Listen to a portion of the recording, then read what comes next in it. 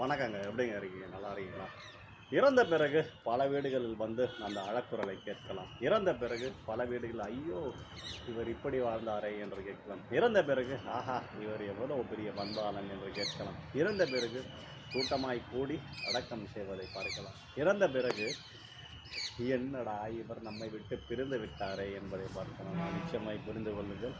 இருக்கும்பொழுது நாம் இதை செய்வதே இல்லை. இருக்கும்பொழுது அவர்கள் மீது அன்பை காட்டுங்கள். இருக்கும்பொழுது அவர் மீது பாசத்தை கொட்டுங்கள். இருக்கும்பொழுது யதார்த்தமாய் பேசி பழகுங்கள். இருக்கும்பொழுது வன்மத்தை கற்காதே. இருக்கும் பொழுது நீங்களாக இருந்து மற்றவர்களுக்கு தன்னால் ஆனதை செய்ய என்னென்ன செய்ய முடியுமோ பணத்தால் மட்டுமல்ல அன்பாலும் செய்யலாம் என்பதை புரிந்து கொள்ளுங்கள். இறந்த பிறகு இதை பலர் செய்ய நினைக்கின்றனர். ஆஹா என்று ஒரு நாளில் அதை முடித்து விடுங்கள். அதை பல நாட்களாக செய்யும் பொழுது உங்கள் மனம் மிக மிக மிக இன்பமாக இருந்து நீங்கள் அழகானவராகவும் அன்புள்ளவராகவும் மற்றவர்களால் சொல்லாமல் அறியப்படுவீர். ஆகையால் இறந்த பிறகு செய்வதை இருக்கும் பொழுது செய்ய பழகிக் கொள்வோமா?